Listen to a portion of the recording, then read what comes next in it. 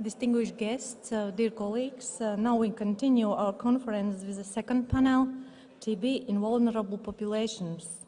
So, I'm pleased to introduce you two co-chairs of this session that you have met earlier today with inspiring presentations. Professor Mike Catchpole, Chief Scientist from European Centre for Disease Prevention and Control, and Dr. Lucica Ditiu, Executive Secretary on Stop TB Partnership. Please welcome both on the stage and take a lead of the panel.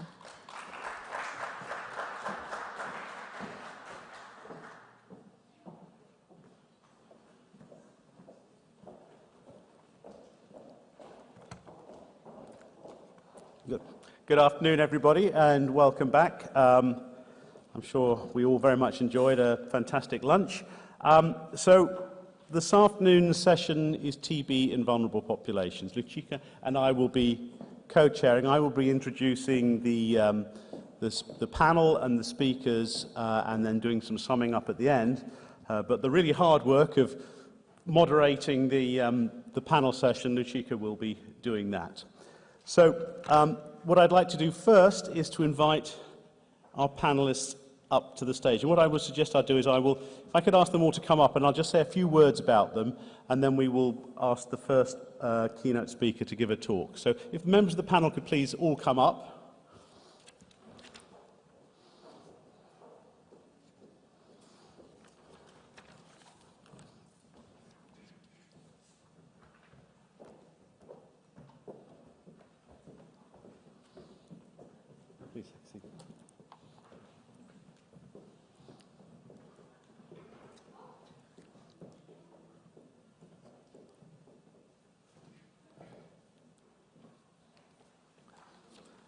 Okay, let me just introduce you to the panel, if I may start at the far end there. Professor Ibrahim Abubakar is Head of TB at Public Health England in the UK, and also Professor of Infectious Disease Epidemiology and Director at University College London's TB Centre.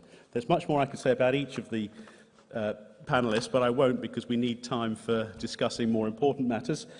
So next along the line we have Vera Limane, who is Director of the WHO Collaborating Centre for Research and Training in Management of MDR-TB in Latvia. And she has extensive experience of clinical and programmatic management of TB and MDR-TB. Then I'm delighted to say we have Mr. Dmitry Pinovic, who has a background in general medicine and business administration, but crucially important, since 2011, Mr. Pinovic has been the first Deputy Minister of Health of the Republic of Belarus. We then have Mr. Lilian Severin, who is Director of the NGO Act for Involvement since 2005, which is a leading service provider for TB patients in Moldova. And I know from brief discussion I had with Lilian before the meeting that very active involvement in issues related to prisoners and other vulnerable and disadvantaged groups. And last, by no means least, Mr. Timur Abdullayev, who is a community activist from Uzbekistan. He has an extensive human rights background and member of governance bodies of a number of regional and international HIV and TB organisations. So I think you'll agree it's a fantastic panel, a real mixture of backgrounds and roles, and I really look forward to a very exciting panel discussion. But before that, it is a huge pleasure to invite our keynote speaker, and that's Professor Michel Kazatkin. And I have a small book I could read about Mr. Kazatkin's background, but perhaps I should say that he is currently the UN Secretary General's Special Envoy on HIV/AIDS in Eastern Europe and Central Asia. And prior to that, when I can find my notes, he was the second Executive Director of the Global Fund and served in this position until March 2012. So it's a real pleasure, Michel, to invite you to give the keynote speech start this afternoon.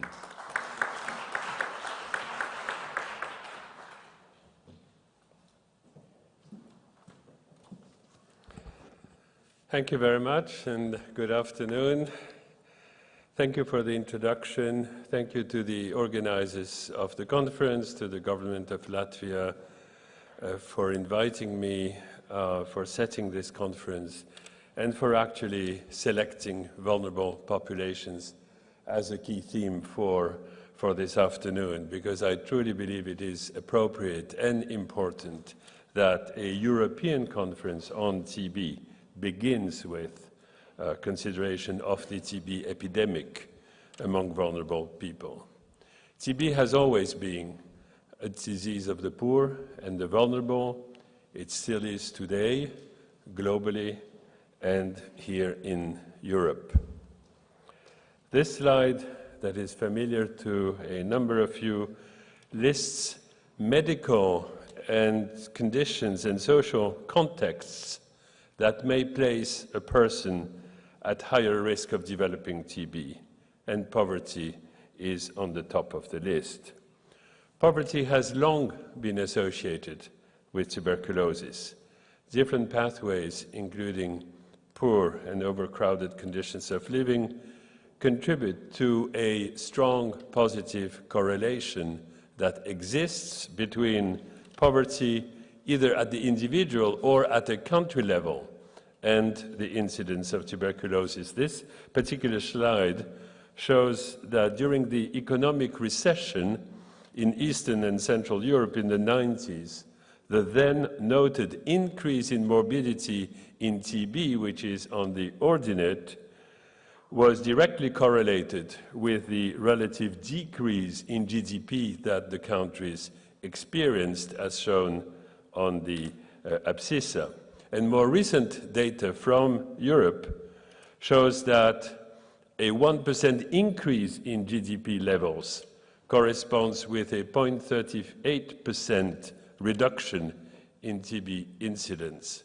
So clearly, economic development is a powerful determinant of health, just as in a complementary fashion, we know that health contributes to development. Here I would like actually to differentiate between what I would call susceptibility to tuberculosis, for example, someone's medical history of diabetes or smoking that calls for medical interventions, and vulnerability to TB, which to me refers to social and human rights determinants of the disease. And so I will focus my remarks on three highly vulnerable populations: incarcerated people, people who inject drugs, and migrants, all three groups of relevance to Europe, although of different relevance to Eastern, Central, and Western Europe. But in all these three groups, vulnerability actually translates into a higher risk of becoming exposed to tuberculosis, of progressing from latent infection to active disease, of not being diagnosed or of being diagnosed late, of not accessing treatment and or of not completing treatment successfully, of being discriminated and marginalized socially, including by the healthcare system, confronting catastrophic costs due to tuberculosis, and acquiring MDR-TB. Prisons. There is a large body of evidence showing that prisons are a critical vector of transmission of TB and of selection of MDR strains.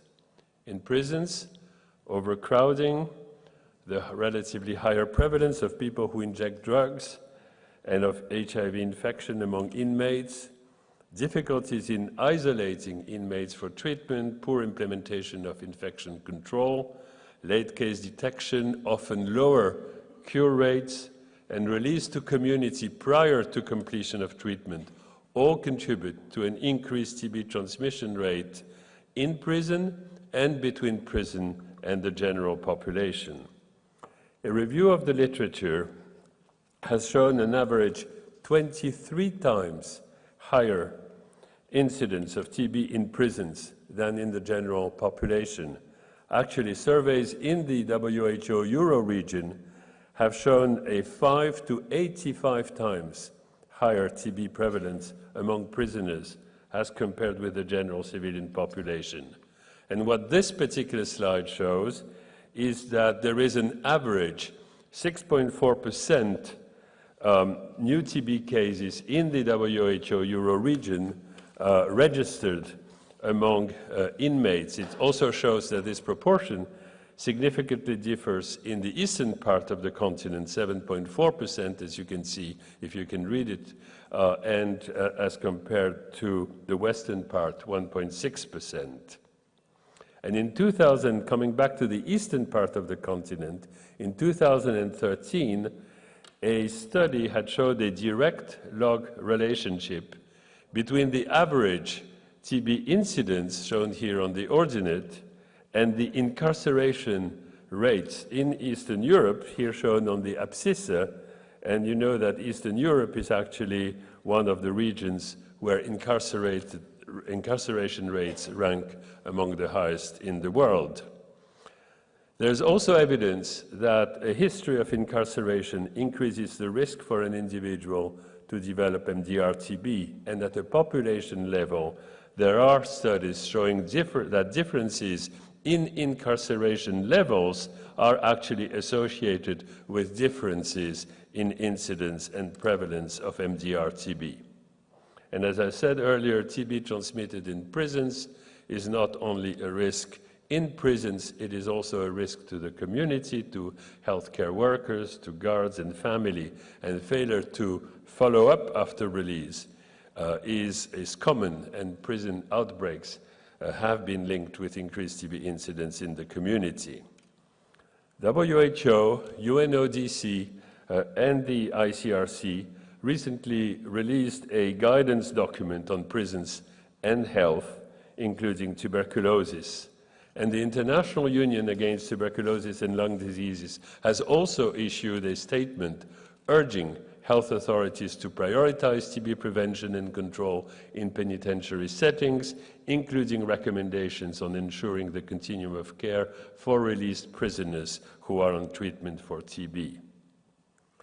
Igor was released from prison, and he came back to his hometown, Kirovograd, and went straight to the TB clinic following the recommendation of his prison doctor. But the TB clinic did not accept him. But that time he was extremely weak and did not have anywhere to go. So he just laid down in the park of the TB clinic, shirtless, and stayed there for 3 nights. After an intervention by one of the local NGOs, he was accepted at the TB clinic. He had an open MDR-TB form. The TB clinic argued that they had to insist on discipline before taking such a patient, and the number of hospital beds and resources for drugs are limited. Igor died on the 5th day of hospitalization. People who inject drugs. There's an estimated 4 million people who inject drugs in Europe. This slide shows that among the risk factors examined, injection drug use was found in this particular study. Injection drug use was found to be the highest risk for acquiring MDR-TB in the European region. As you would know, over the last 30 years, illicit drugs have become much more widely available in Europe, and new synthetic injectable drugs are appearing on the market every day. At the same time, HIV/AIDS, particularly in the eastern part of our continent, and hepatitis C associated with drug use have increased dramatically, and so has TB. People who inject drugs experience high TB prevalence due to poverty, unemployment, homelessness, incarceration, HIV infection, and lack of access to health care.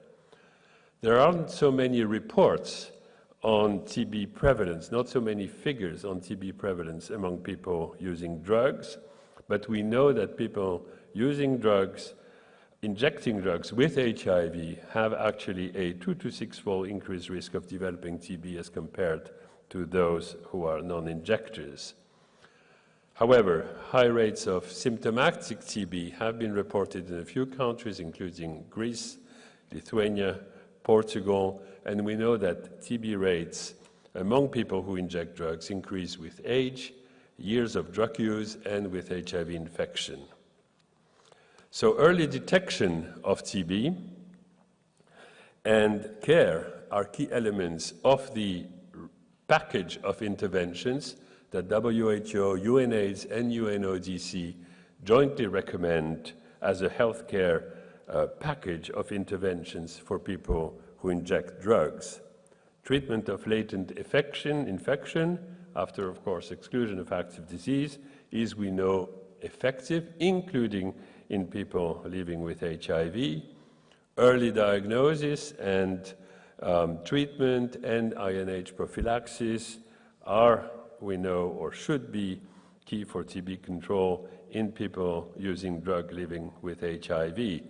And I guess the panel to which I will actually leave the job of presenting best practices and how to deal with these issues, I'm sure will talk about the need for integrated comprehensive services that would integrate HIV and TB, and in this particular case, also comprehensive management of people who inject drugs, experienced health sector teams and social workers that actually are best placed to monitor treatment, to detect side effects, and to maximize adherence and compliance to both HIV and TB treatments.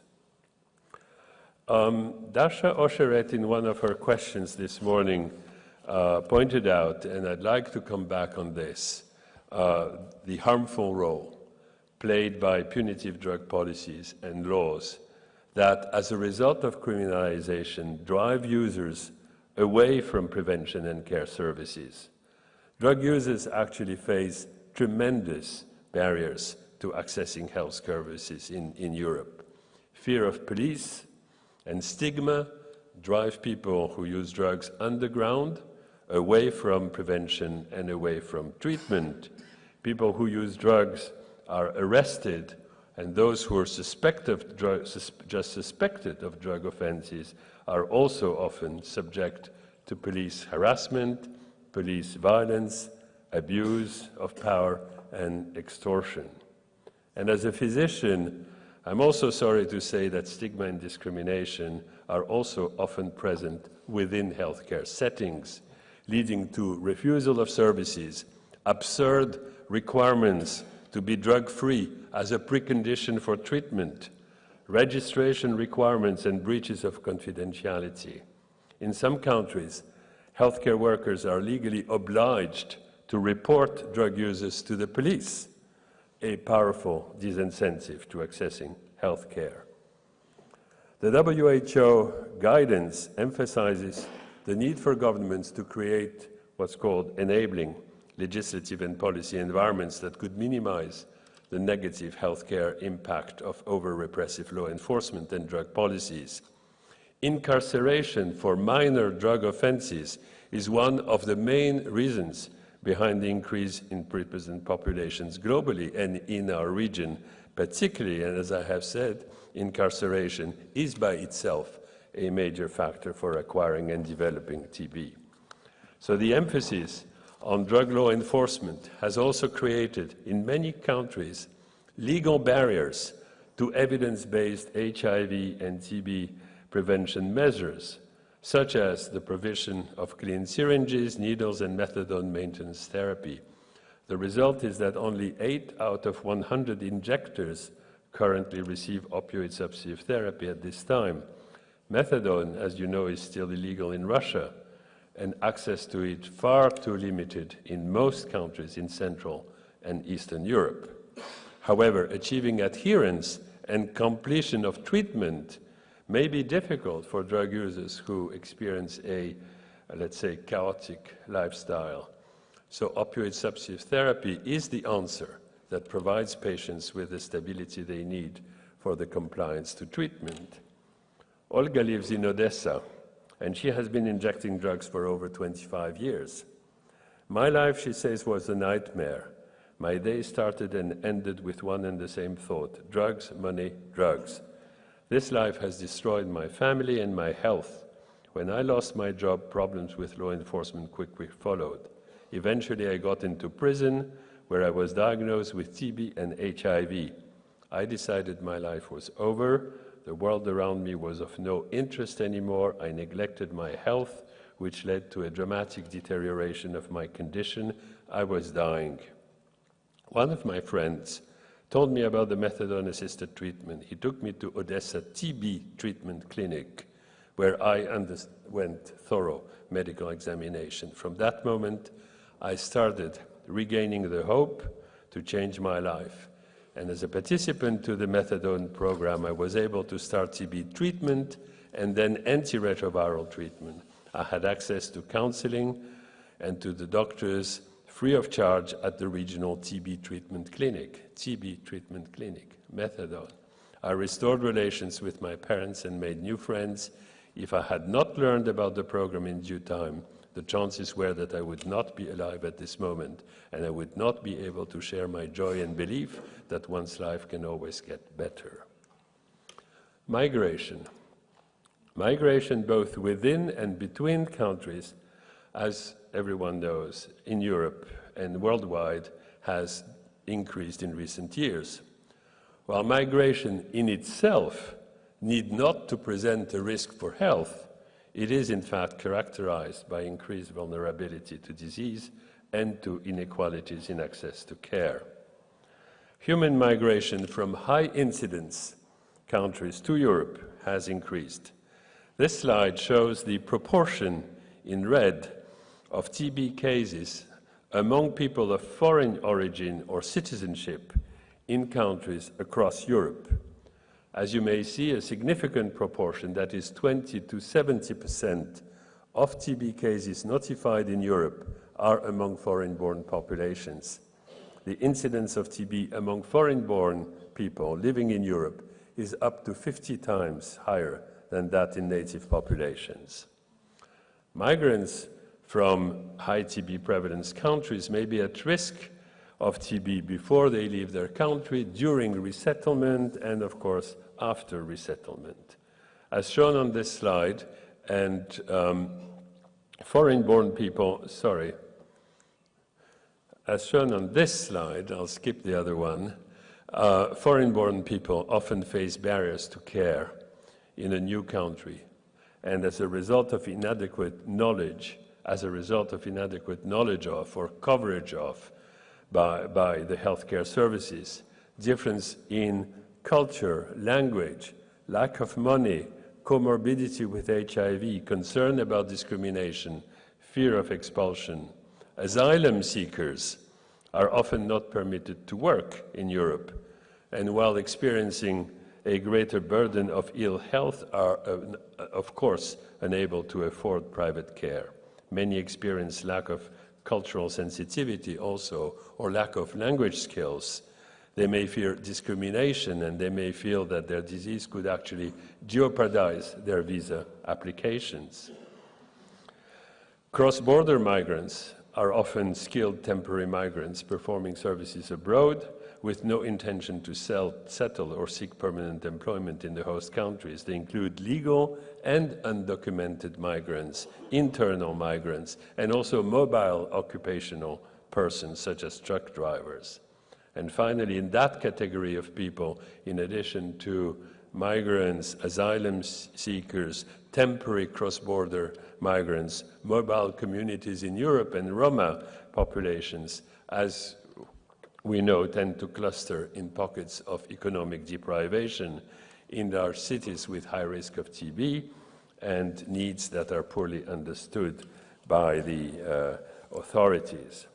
So culturally sensitive TB services in Europe should really be offered with access to diagnosis and treatment to immigrants in compliance with human rights obligations, and also in compliance with strategies to control TB in migrant communities, including contact tracing at the primary healthcare services, which I'm sure the panel will discuss may be more cost-effective than general screening of new entrants at the border. There are a number of best practices that maybe we will discuss. Sorry, something wrong with the slides here. Norway, for example, allows all migrants to stay in the country while possible TB disease is being completed and in the country.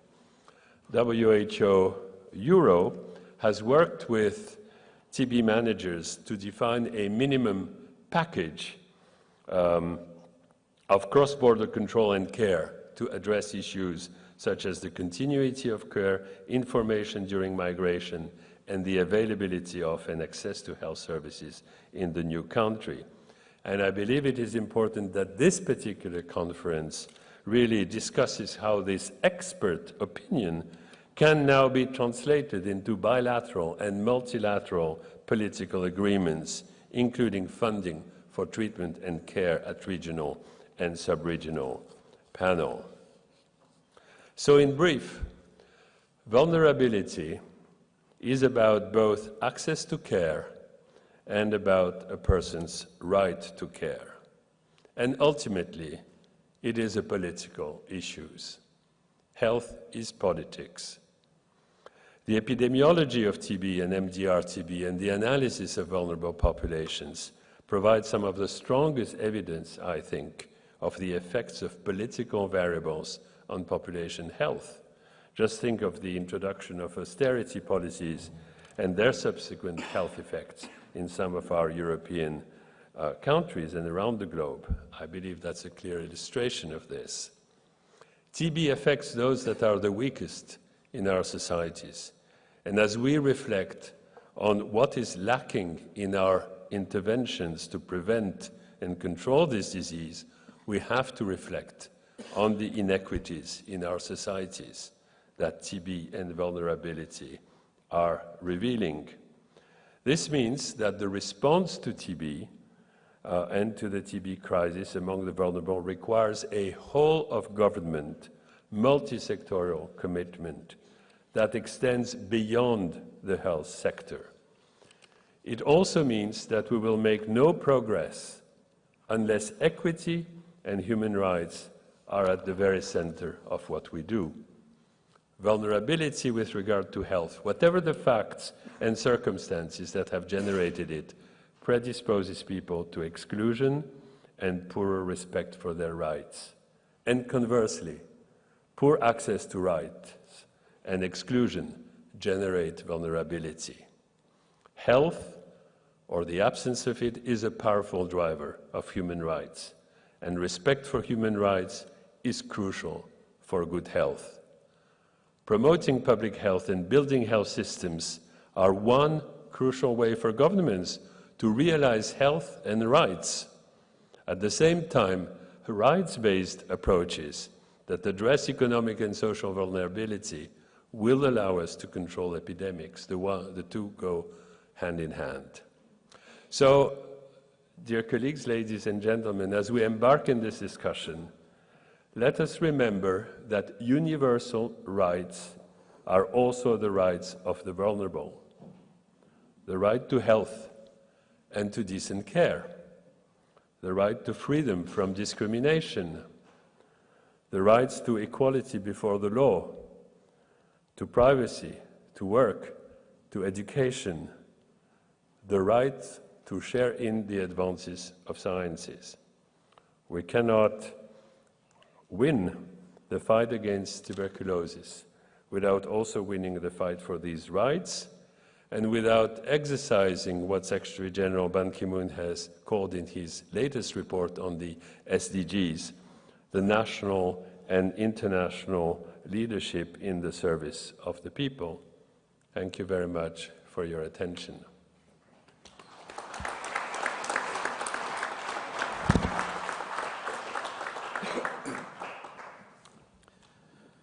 Professor Kazakine, thanks very much indeed for an inspiring talk.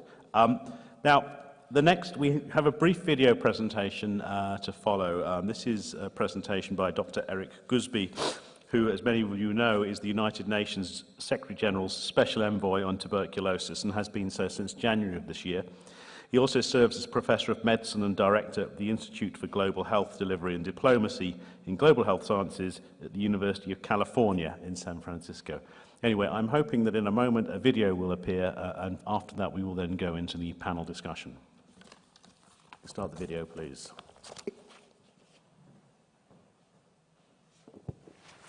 Ladies and gentlemen, it is my great pleasure to address you today as the UN Secretary General's Special Envoy on Tuberculosis. First of all, I'd like to thank the organizers of this important meeting for giving me the opportunity to address you. Let me also congratulate the Latvian Presidency of the Council of the European Union and the Ministry of Health of Latvia for organizing this important multi-stakeholder meeting to discuss tuberculosis and multi-drug resistant tuberculosis. Ladies and gentlemen, globally, the achievements in the fight against tuberculosis have been monumental. The 2015 Millennium Development Goal of halting and reversing TB incidence has been achieved globally. Furthermore, the TB mortality rate fell by an estimated 45% between 1990 and 2013, and the TB prevalence rate fell by 41% during the same period. This translates to more than 37 million lives saved from TB. These are people living in the most unprivileged and impoverished segments of the society, both in resource-rich and resource-poor countries, who are at the prime of their lives. A new molecular test has substantially cut the time needed for diagnosis of tuberculosis, has been rolled out, and 2 new drugs were added to the fight against TB. In the European region, since 2001, TB incidence has been falling at an average rate of 4.5% per year, which is the fastest decline in the world. I very much appreciate the intense efforts exerted in your region to address TB and MDR-TB, including the development and progress towards the targets of the Consolidated Action Plan to Prevent and Combat Multi-Drug and Extensively Drug-Resistant Tuberculosis in the WHO European region from 2011 to 2015. I particularly acknowledge the priority given to TB and MDR-TB by the WHO Regional Director. Under this plan, the capacity of countries to detect multi-drug resistant TB has increased by 40%, and this region is the first to have reached universal access to testing and treatment for multi-drug resistant TB. Despite these achievements, over the last 2 decades, the fight against tuberculosis is far from over. Of the 27 high MDR-TB burden countries in the world, 15 are in the European region. In addition, HIV-associated TB continues to increase in the region. Both of these factors have exacerbated treatment success rates, with currently only half of those detected with MDR-TB successfully cured. Globally, absence of universal health coverage aggravates the economic burden on the poor. This is compounded by a lack of social protection mechanisms to address associated income loss and non-medical costs. Weak health systems prevent establishing linkages required across social sectors to address poverty, undernutrition, and risk factors that adversely influence people's vulnerability to tuberculosis and health outcomes of people with tuberculosis. Ladies and gentlemen, these are exactly the gaps the new WHO NTB strategy, which all of you endorsed during the last World Health Assembly, will address. The NTB strategy has an ambitious target of ending the tuberculosis epidemic by 2035, with reduction of tuberculosis mortality by 95% and TB incidence by 80%. A key challenge facing the realization of these targets, particularly in your region, is the burden of drug-resistant TB. This challenge requires the highest attention as it poses global health security concern. Ending the tuberculosis epidemic will require substantially increased domestic investments, effective engagements of both the public and private sectors, and unblocking barriers within the health system. In this regard, I would like to highlight the health financing reform of TB prevention and control interventions in the WHO European region. This is an important task that has to be expedited so that we can realize the end of the TB epidemic in this region. I strongly believe the European region is at a historical crossroad to realize the end of the TB epidemic throughout its geographic coverage as it was observed in its western parts almost half a century ago. I wish you all the very best in your deliberations of the meeting. Thank you.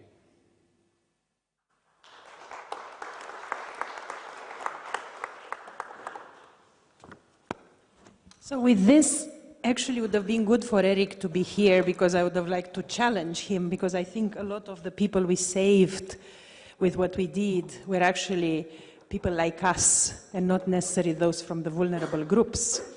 And this is exactly why we wanted to have this panel here, because I think in spite of all our efforts, consistently over the last 6-7 years, we are missing 3 million cases every year from those estimated to exist by WHO. And that's because very likely most of these people are part of the groups that were presented by Michelle and are part of the groups for which we need an additional extra effort. We need to go a step closer. It requests more attention. It requests more money. They are not part of the groups that are the easiest to deal with. They are not part of our conversations that much. They cannot give a feedback on how we think we can work together. So therefore, they are much difficult to reach, diagnose, and find and put on treatment. So we are all very pleased to have this panel here. And what we will try to do, and I really hope that we will have an interactive room. It's not very common that we have such a great audience, but also, as already my colleague said, such a great panel in which we have a mixture of people affected, NGOs, the government, technical, the TB program. So it's the perfect balance to discuss this. So I really want everyone in the room to have a chance. If you have a question or a comment, don't be shy, just raise your hand that we can have a good discussion. So what we will do in the panel, we will go over some question, trying to get the perspective of everyone. And the questions will be grouped into 3 pieces. One is what we think are the main issues in addressing and getting the vulnerable groups part of our programs and to reach them. What are the challenges that we are facing in addressing the vulnerable groups?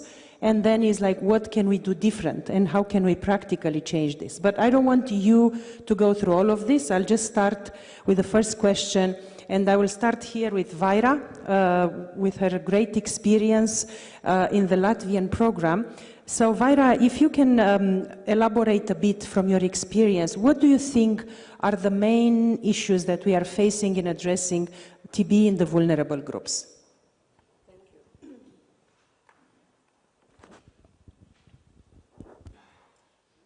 I think it works, just go ahead. Hello. Yeah, it's working. Dear colleagues, ladies and gentlemen, thank you for inviting me to be in this panel. And I would like to say that I am very pleased that I have this possibility to talk here. And in this very important meeting for Latvia, for Latvian tuberculosis program, and in general with European partnership countries, and discussing all together this vulnerable population issue in light of the new WHO strategy and TB, and in time when we started to develop new plans for tuberculosis control after 2015.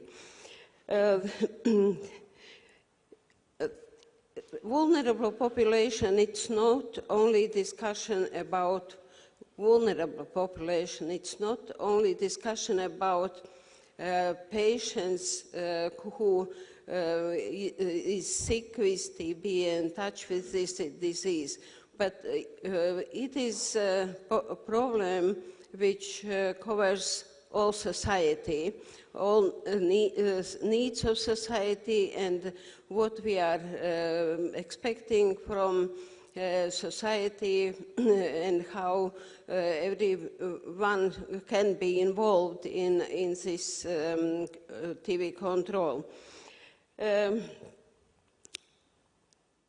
After 20 years of implementation of tuberculosis control program in Latvia, we have achieved a lot.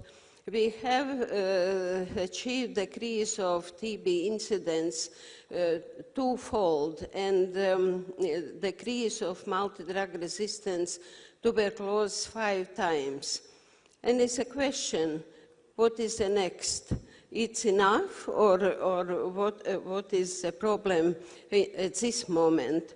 And if we look on our epidemiological data, that we can see easily that there is a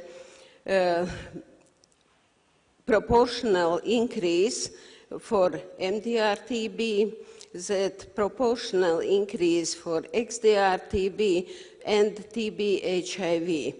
And looking on vulnerable populations, that again, proportion of vulnerable population also is not going down as much as we want.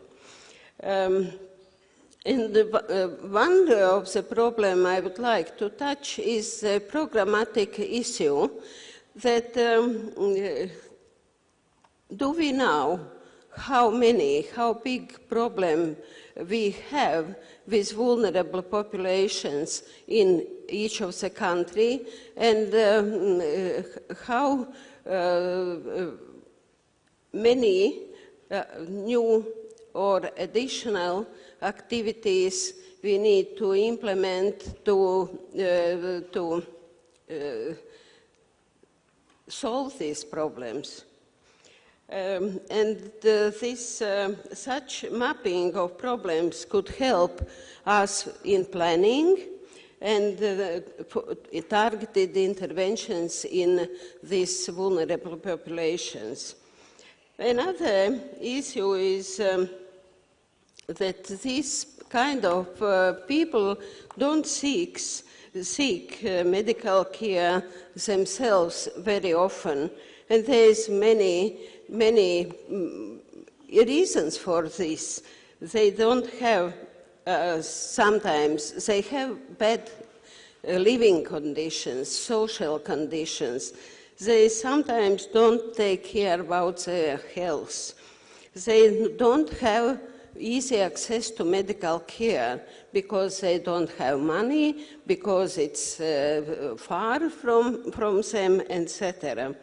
And this is one of the biggest obstacles in their case detection among this population.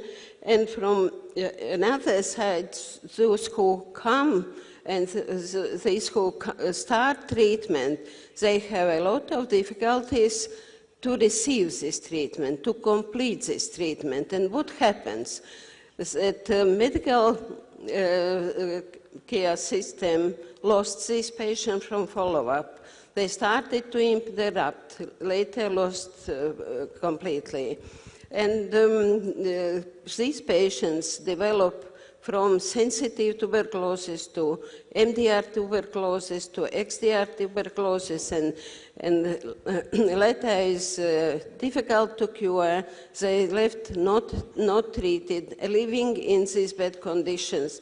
The transmissions is very high. And MDR TB among these populations is much higher than in whole population. And this, of course, not only medical problem, that it's a social problem. And what we can do, that we should help these people with these social problems, to get them for care, for treatment, etc. Thank you. Thank you, Vaira. I'm looking now at Mr. Pinevich from your position as the first Deputy Minister of Health in Belarus. I would like if you can reflect a bit from your perspective on the vulnerable groups, but also on something that Vaira said about we don't necessarily know how big the number of migrants is in the country or the drug users. But what I think is that that should not stop us in going ahead and, and being bold and ambitious and have targets for reaching them with services. What is your perspective in terms of knowing the situation and issues with the vulnerable groups in Belarus? Thank you very much. I'll speak Russian, please take your phones.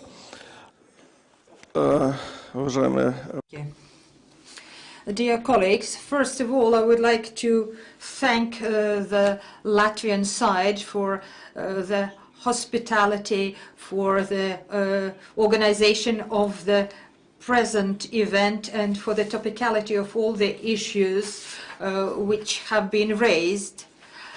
Our country refers to the region where the TB burden is very high, and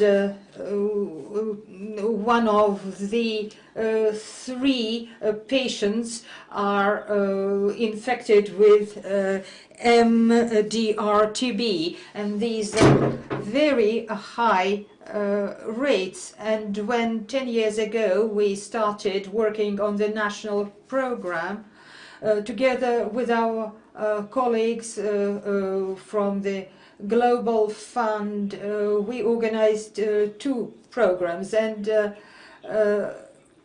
as well as our Latvian colleagues, we also managed to reduce TB incidence by 60%. We improved the 100% treatment, successful treatment of sensitive TB. But now this problem is beyond medical issues.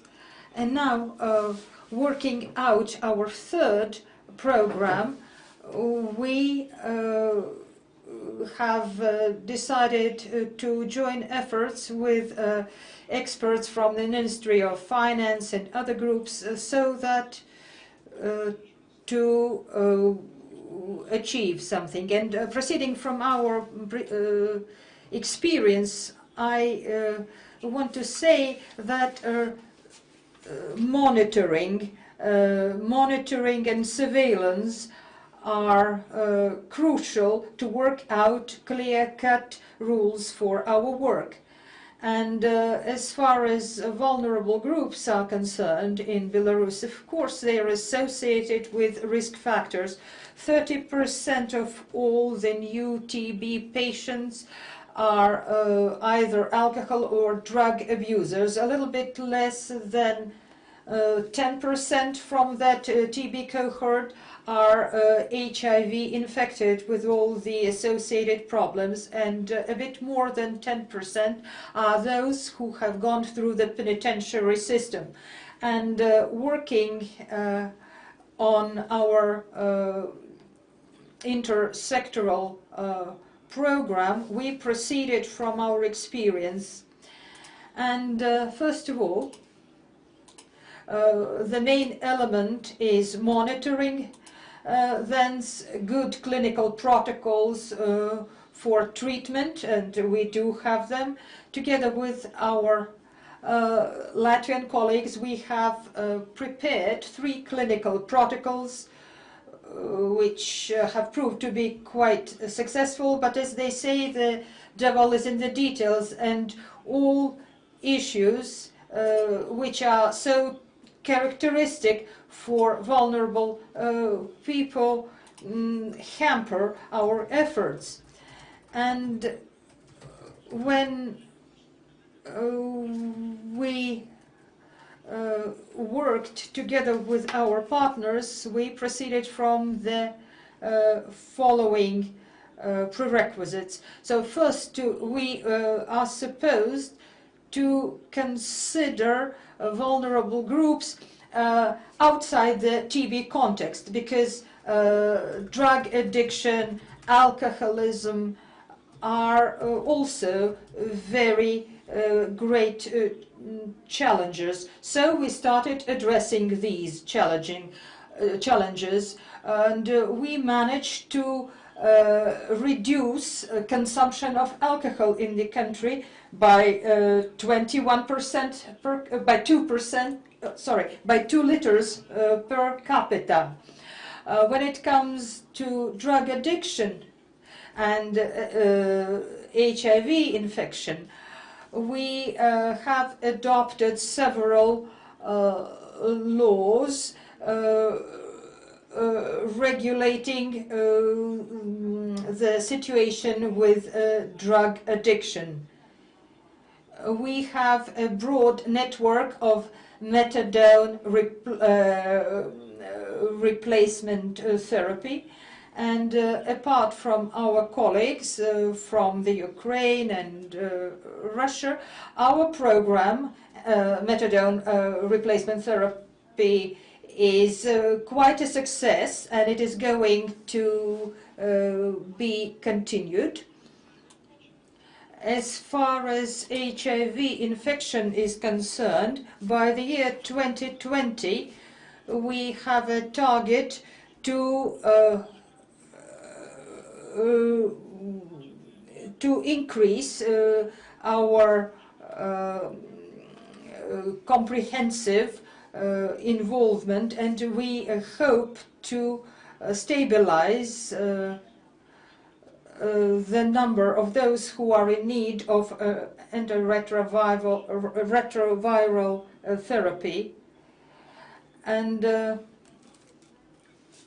we have already taken a decision to establish centers for re-socialization, kinds of rehabilitation of persons who have gone through the penitentiary system.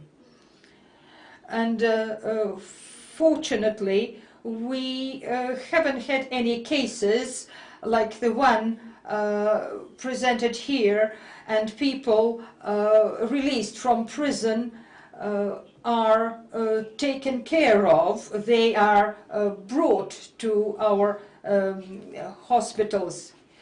So our mutual problem is antimicrobial resistance. But according to Bloomberg's estimates, we are one of the best countries as far as access to medical care is concerned. But unfortunately, what we lack is control over the use of antibiotics. So we have taken a state decision to limit the turnover of antibiotics in the country. And the second element of our work is introduction of targeted packages for TB patients, to incentivize them not to interrupt therapy. And we are going to cover the transportation expenses, and will take other measures.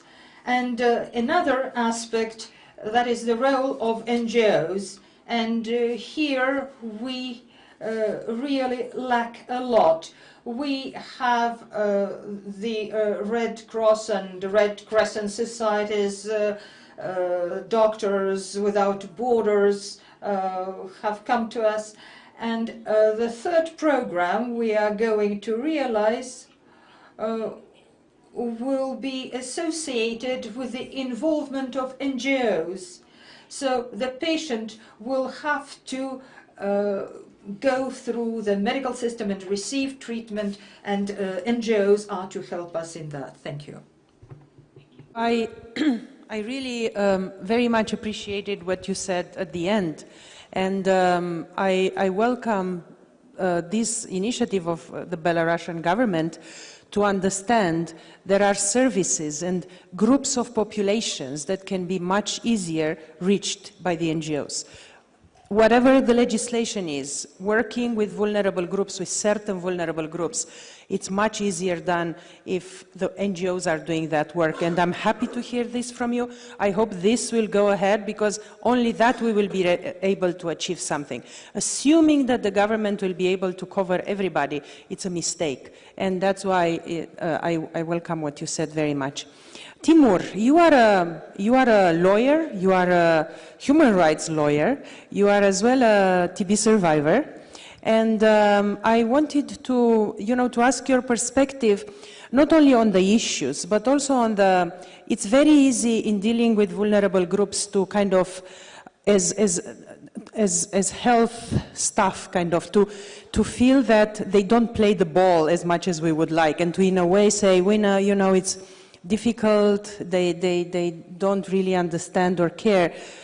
What are the issues that actually we should think differently, and what can we do differently to really embrace the TB vulnerable groups? And what do you think are the major issues in reaching them? Thank you very much, Luchika. Honestly, I'm considerably impressed by the presentation of Professor Kazachkin, and after his presentation, it's sometimes difficult to add something in terms of how to work with vulnerable populations, though I personally prefer key affected populations. So basically, the easiest thing that can be done to effectively address the vulnerable communities or key affected communities would be to have ideal laws which do not criminalize, would be to change the attitudes in the society in a way that people don't marginalize, they don't treat with prejudice those who are, don't live the way that it's supposed to be right. There are many ideal solutions. None of them is totally viable in this real world. So I would say that, in my opinion, it would be crucial to continue the move that is already there. TB used to be just a couple of years ago, it was a purely medical issue. And I kept on saying that TB is overly medicalized. TB responses are overly medicalized. During past 2 years, I started hearing people who actually come from medical field, the public officials, saying that it is important to take into account social determinants, that it's important to keep in mind human rights, not just the medical aspect of fighting with TB. And to me, that's very good. And I really hope that at some point we will come to the situation where actually we don't speak about TB as a disease, but we speak about TB as a really social phenomenon which has to be tackled accordingly, and which has to be perceived as the complex issue that requires complex response. And by saying that it requires complex response or comprehensive response, I mean that there have to be measures aimed at improving legislation. Why we have this idea of vulnerable communities? It's not because they're just vulnerable to the disease, it's because they also live in the conditions which make them vulnerable. They are marginalized, they're criminalized, they are poor, and sometimes basically their lifestyle makes them decide to do crimes which actually bring them to another community, which is like penitentiaries. So I really think that if we continue considering that TB is not just a medical, it's not just a disease, it's something more, and the response has to be more comprehensive, then maybe we will be more effective. When I look at the graphs that we had this morning on the screen, like how we want to eradicate TB, I mean, that's a good scenario, you know, to come to zero. I personally have these two pins here, which one says stop TB, the other says end TB. I mean, that's what I want, but how do we do that? Do we do that only with treatments? Partially. Do we do that with improved diagnosis? Yes, but not completely. What else does it take to actually come to the point when we really see that TB is no longer a problem in our world?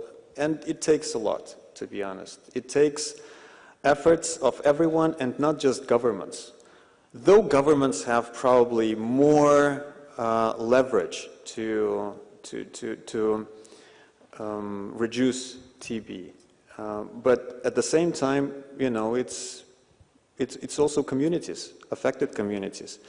Without involving people who had TB, you know, it's difficult to convince sometimes for a medical doctor who doesn't know what it is to have TB.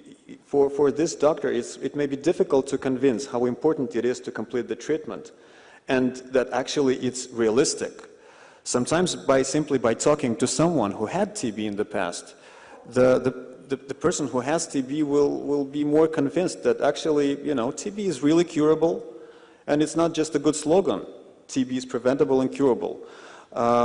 So I think that civil society, communities of people affected by the diseases, NGOs, service providers, you know, it has to be a concerted action. And I really mean it. I don't want it to be a nice declaration. Let's, you know, be together. I really mean it. Let us fight TB together. And without civil societies, I don't think that the response would be effective. Without engaging, and sometimes what it takes to engage is actually to first mobilize the communities of people affected by the TB, I don't think we can really achieve this, you know, the nice things I have on my pins, ending TB. I really think that when we speak about countries that are effectively tackling TB, I'm sure that you will see that it's not just, you know, giving out drugs. It's not just testing. It's more than that. So my answer would be we have to work on this together.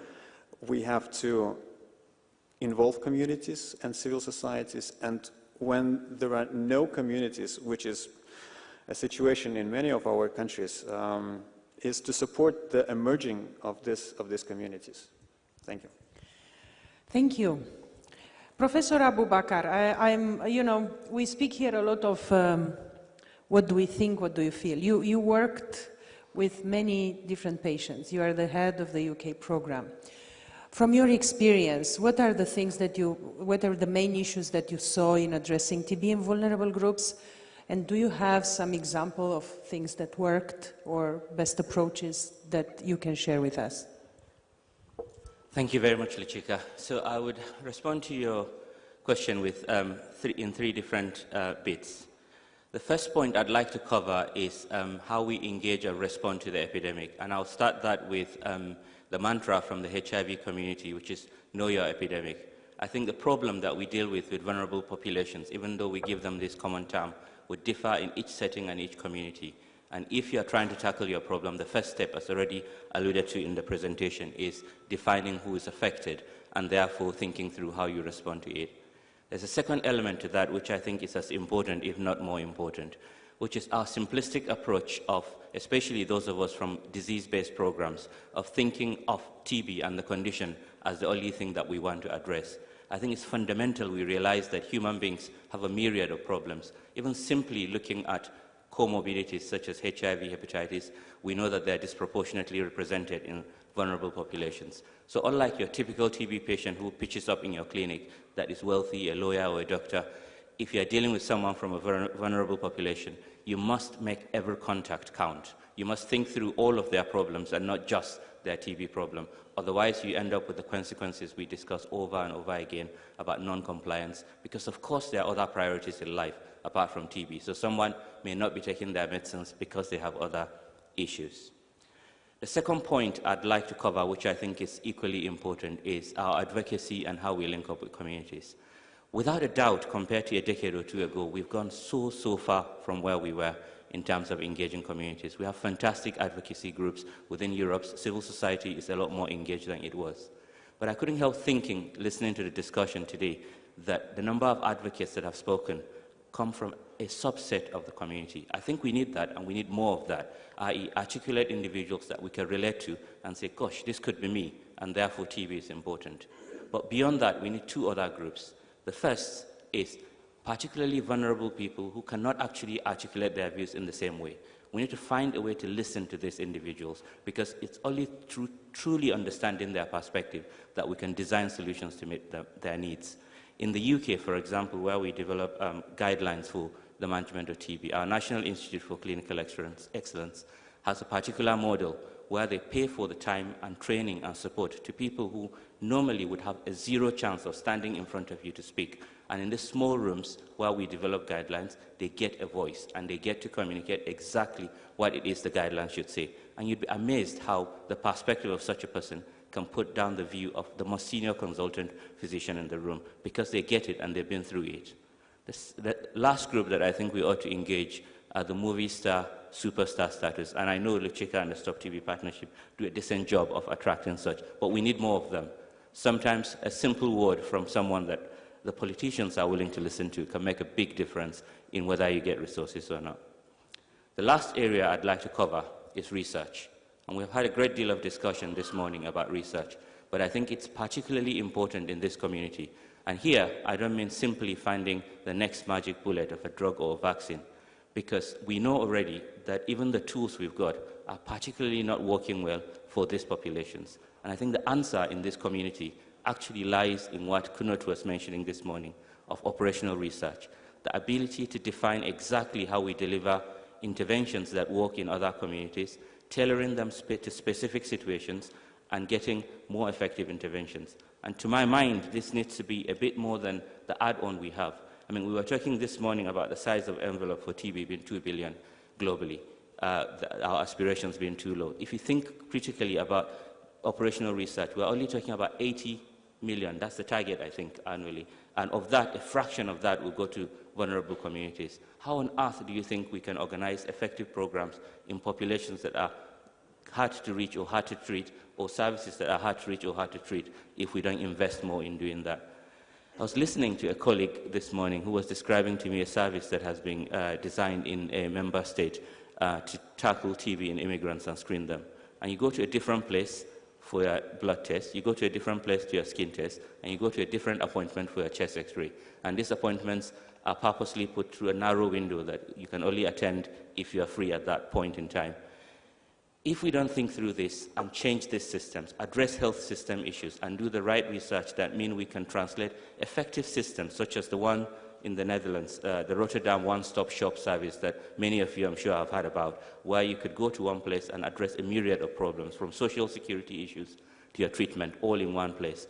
Or we reach out in the community with mobile X-ray vans. I think we're not going to change anything. Finally, I'd like to finish with one example of operational research that we conducted in the UK that I think demonstrates how research could lead to advocacy and solutions. So for years, we borrowed a van, tried it out in London to treat vulnerable groups in London, find cases of TB and treat them. We got enough funding to actually buy one of those vans. Eventually, it became clear that that's what we need to engage those vulnerable communities in London. But the funding wasn't forthcoming to actually carry out this activity on a sustainable manner. It was only when we conducted an independent evaluation using thorough science and cost-effectiveness analysis and actually demonstrated to the health system that it's actually cost-effective and indeed cost-saving eventually if you have such an intervention, that our advocates were able to use that, promote that at the Parliament and promote to the health system and get that funded. I'm delighted to say there are not only 2 vans now going around London screening people and detecting cases, but there's a whole set of service attached to it that ensures that when people are detected, they are then followed up to ensure that they get treatment. Thank you. Thank you very much. And from what you said, I think it's a mixture of getting more evidence of what it works, but it's also combined with putting in practice and scale up or push forward what we know already is working. Because I think that even with what we know we can do, we are still not doing the maximum we can do. And I wanted, Lilian, you have a great practical experience in Moldova, dealing with vulnerable groups, but also with governments, and also having international exposure as well. From your perspective, what are some of the practical things that you can share with us, or your view in how to really catch up with the work on vulnerable groups? Thank you, Lucica. I think it's crucial to have in place a very well-coordinated process of interventions among vulnerable groups, because usually vulnerable groups are under the custody or under supervision of certain state services. For example, a homeless person can be in the supervision or custody of municipal services, and suddenly this person can become a prisoner, and a prisoner can become a homeless after release. All those vulnerable groups are extremely exposed to the risk of getting TB.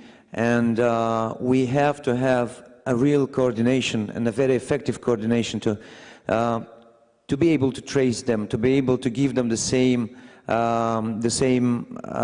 quality services whenever they are.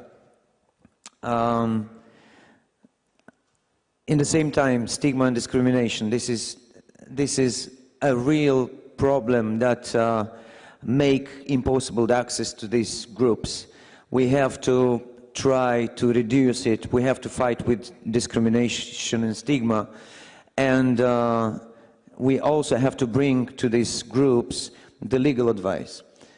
We have to give them the possibility to be protected from the legal point of view.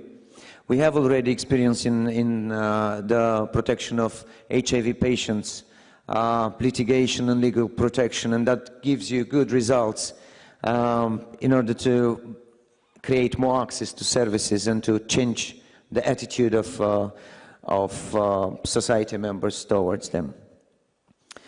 Sure, we have to involve NGOs, and I think we have to think about sustainability, and we have to create models that would finance the involvement of NGOs, the interventions of NGOs, because NGOs and charities can be very effective in getting to that vulnerable populations like homeless, ex-inmates, prisons, drug users.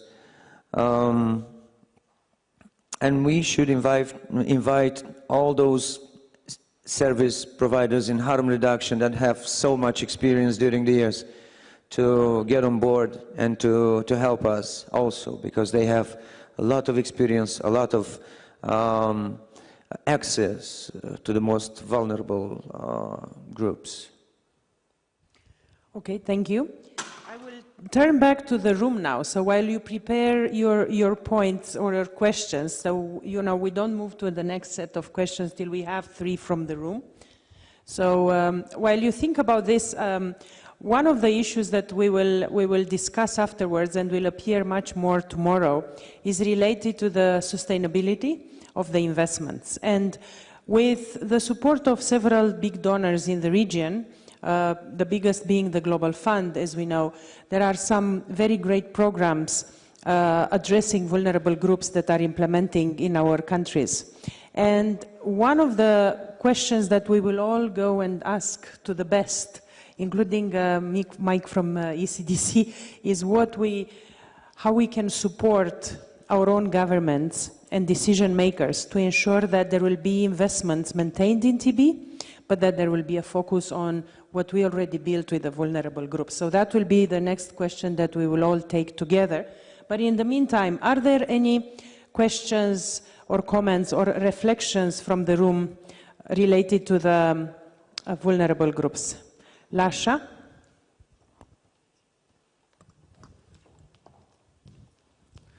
We have already 2. Just a second, is Lasha and then, okay. Yeah. Hello, my name is Lasha Guguadze. I represent the Federation of Red Cross in Geneva. Thank you very much for interesting discussion. So, I mean, we talk a lot about investment, donors, etc., but there are certain things, certain changes that we can make at the country level without the big investment. I mean, maybe this is the question comes to representative of the Belarusia. So, is there anything that really can be done without big investment? Big really donor contributions. I'm sure there are some things that can be done without waiting funding and money coming from abroad, with the goodwill and with acknowledging all the seriousness of the problem. Thank you. So Lasha challenged us a little bit Belarusia, but I think all of us of things that can be done without necessary having big investments in order to address the vulnerable groups. I think we go ahead, you try and answer, and then we have 2 more hands in the room, 3 more hands. Okay. Спасибо. Thank you. Over the 10 years, the volume of global fund investment amounted to 8% of all the financial means directed towards fighting TB. I can't say, being honest, that international investments have become the very basis for our public anti-TB program. But what is important, along with resources from the Global Fund or other organizations, we managed to redirect assets from big clinics to outpatient clinics. We may, and with the help of non-governmental resources, we managed to teach the vulnerable population how to behave in case of TB. We also managed to incentivize representatives of the medical community to work with the vulnerable population. And the results we have achieved are quite impressive. And then the state may intervene and start financing social packages. One of the elements which has proved to be quite successful is working with the behavioral aspect. And very often we manage to we managed to secure procurement of necessary medicines and to secure uninterrupted treatment. So working with international organizations for us is the possibility to create algorithms. Unfortunately, our government does not trust completely to our own specialists. But maybe after today's conference, I will manage to lobby the decision makers. And our main task is to achieve that financing of anti-TB program is sustainable. This financing has to be sustainable irrespective of the number of specialists, number of hospital beds. And one of the elements used to be working with NGOs. Working with NGOs is very effective, and the results are much more convincing than working with the state. And maybe Belarus could offer ground for piloting projects in this respect, working with NGOs. Thank you. Very genuine, very from the heart, and I'm completely impressed with the Belarusian delegation and your leadership. Thank you. You want to add something, Timur, to the same question? Go ahead. Yes. Short, that we have 2 more questions. I will try to be short, no more than 45 minutes. Actually, responding to the question of sustainability and in terms of funding, countries of our region have been receiving Global Fund money for years. And that allowed governments, in a way, to save certain resources, to actually redirect certain resources for other purposes, like they didn't have to buy drugs, they didn't have to buy diagnostics, so they could save and use this money for something else. Now we are facing the probability that Global Fund money will be going down and countries will have to take more ownership and more investment into the programs.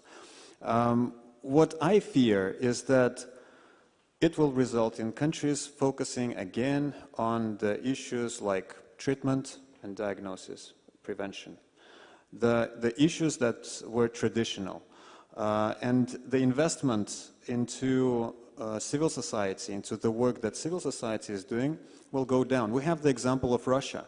Global Fund came out with this NGO rule, which exists nowhere in the world, just in Russia.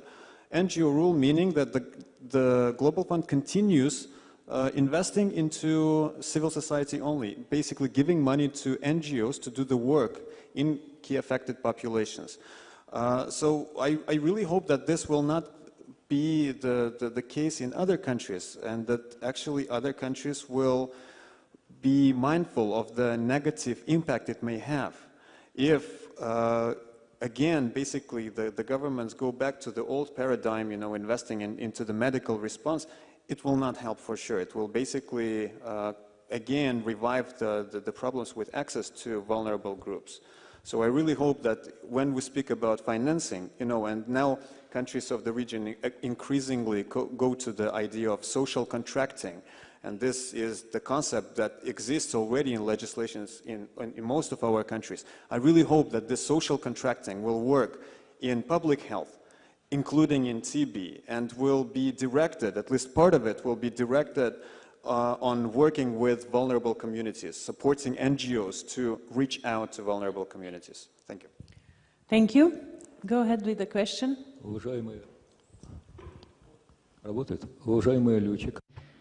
Dear moderators, dear chairpersons, I'm a participant of the Ukrainian delegation to the conference, and I would lie on the question on commitment of countries and governments in the fight on tuberculosis.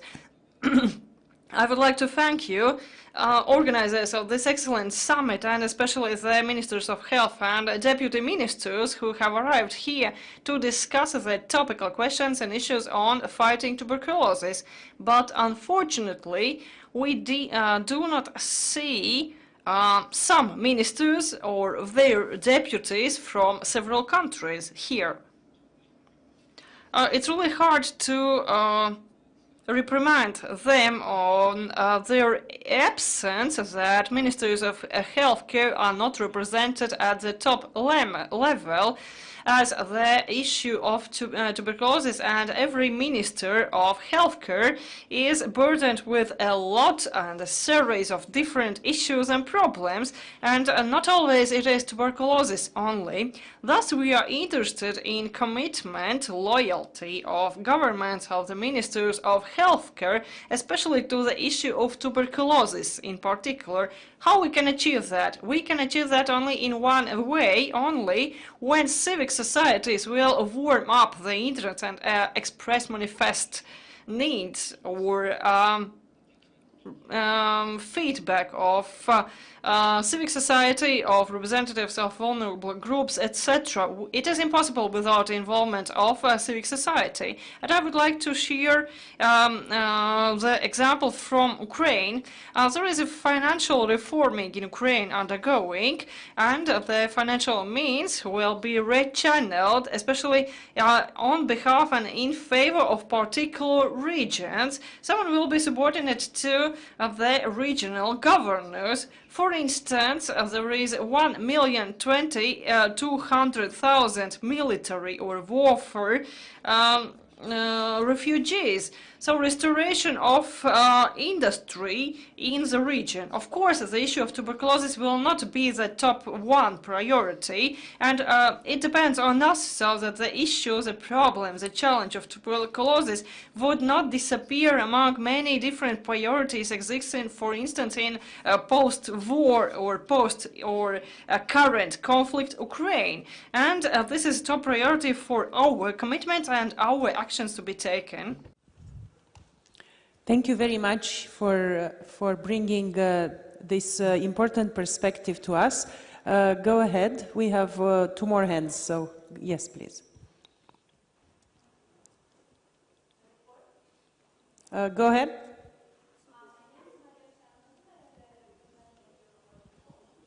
Actually, it doesn't work. I'm sorry. Is it better now? Okay. My name is Mariam Sianozova, and I represent NGO Project Hope. And we work with TB control for many years, mainly in Central Asia and in Ukraine, including vulnerable groups. Recently, we also started a program with Global Fund support in Kazakhstan to address TB among migrants. And working with vulnerable groups, we noticed that actually, despite all efforts to integrate primary healthcare system and healthcare workers from primary health system into TB control, key populations are much better received by healthcare workers in TB services than in primary healthcare. And even doing focus group with migrants in Kazakhstan, we received more or less similar comments from migrants when we started to interview them. So I wanted to ask my colleagues here if you have similar experience with countries or more European part of the WHO European region, and if you have any advices for us how to deal, and also to ask Belarus, because we have a big representation from the Ministry of Health about situation in your country. Thank you. So I will see if Professor Abu Bakar and maybe the Minister, you have something to share. Right, so I think this goes back to my issue of know your epidemic.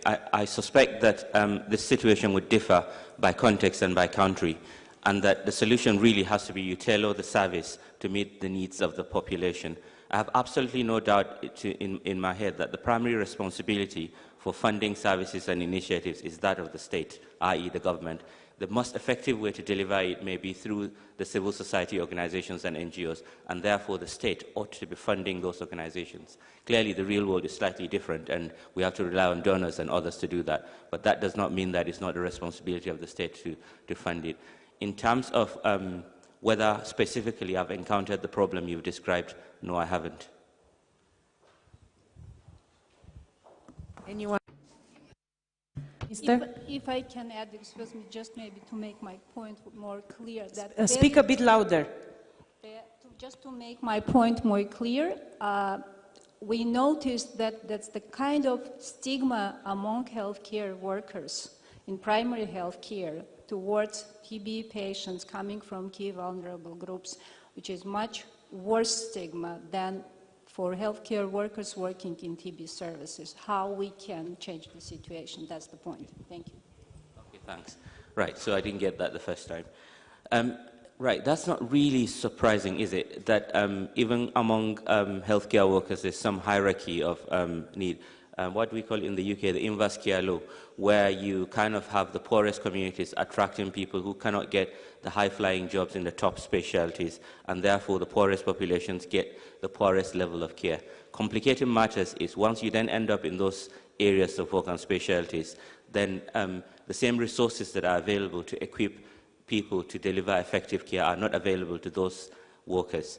and inevitably stigma arises because people aren't equipped to provide the best care and don't have the facilities and training to be able to deal with stigma. In fact, it should be the opposite, i.e. people working in those communities should get more resources than people working in normal systems.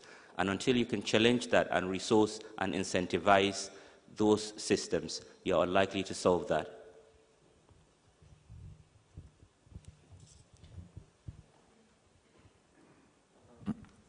Regarding the involvement of primary healthcare networks, yes, sure, they will never be happy to have more TB on their territory and to have these vulnerable persons that are not always very adherent to treatment. But you have to put them on the same table, at the same table with the NTP. You have to negotiate, and you have to open the doors. In my municipality, we obtained the commitment of municipal healthcare services to offer services to homeless persons regarding the screening of TB, a diagnosis of TB, and a referral to the next institutions. Actually, I think what she encountered was a much more rejection in the primary healthcare versus in the TB dispensary. So yeah, so I'm talking about that. Primary healthcare is not very happy to start to deal with TB patients. They think that's the prerogative of TB doctors. And you have to negotiate, you have to bring them on board. Okay. Minister and then Timur. Вы знаете, я к сожалению, не поделюсь большим опытом. Unfortunately, I don't have much experience of working with migrants in Belarus because we have very few migrants, maybe now a little bit more due to the situation in the Ukraine. But those who receive the migrant status in Belarus enjoy the same rights as Belarusian citizens, and they are entitled to health care. That is why our task is to legalize illegal migrants. And that is how we also work with the International Organization for Migrations. And so we don't see any big problem for us here. As far as stigmatization is concerned, it is the problem associated with pulmonology and physiatricians as well. We have known one another for about 15 years, and I think that we all together have to find a solution to this issue, this service dealing with TB has to be prioritized. When the doctor has certain attitudes, and I experienced that myself when I came and I said, like, you know, I have HIV, and the guy asked me to show my veins, you know, to see if I'm a drug user or not. Actually, what I've seen in the past was that social accompaniment, социальное сопровождение, or case management, better known in English, is a way that really helps. When doctors know certain representatives, certain social workers, they have the working relations. This social worker may be from the community, but he or she is empowered, he has the knowledge, the skills to talk to doctors, and that actually helps this person, this social worker, to bring someone and to be the bridge between the doctors and the patients. I would say that it would be great if WHO comes up with high-level guidelines where it says that, you know, this practice should be promoted, especially in environments where stigma among healthcare workers is prevalent. But I really think that this is one of the ways to overcome this kind of stigma and sometimes discrimination, because stigma is attitude, discrimination is when the doctor says, like, goodbye, I'm not going to provide you services. And that happens especially with like drug users, when they cannot get TB treatment in a hospital because the hospital says, like, you know, you will relapse using drugs. We don't allow using drugs here, so goodbye. You know, so you know, this moderation could be one of the answers. Not the only, not ideal, but one of. Vaira? I would like to add to this discussion that very important is advocacy, communication, education for society, and from another side, infection control. That first is if society will be very knowledgeable and then understand tuberculosis, then and there will be early detection, and now we have a lot of tools new when we can get to diagnosis in one day, and good treatment, and it's linked with rapid diagnosis, rapid treatment brings us to much more better infection control, and there will not be this transmission so much. And for medical personnel, people who work with patients, the stigma could be decreased. Thank you. Just to very quickly add one point. So I think that it does need to be a combination of the two interventions. We need better education of the healthcare workers, and you need resources to do that, so that you bring them up to a level of knowledge that they would realize actually the risks associated with caring for a TB patient. The alternative of empowering the patient and essentially having a social worker or equivalent to care from them is also critical. One model that we've used in the UK, it's called a peer support. So somebody who's actually been through the same experience accompanying the patient. And objective evaluations of that intervention have been variable. In some instances, it's worked fantastically well, and in some instances, the results are mixed. And so one has to be careful when you introduce such. Thank you. We have two more questions in the room, one the lady and then our Ukrainian colleague.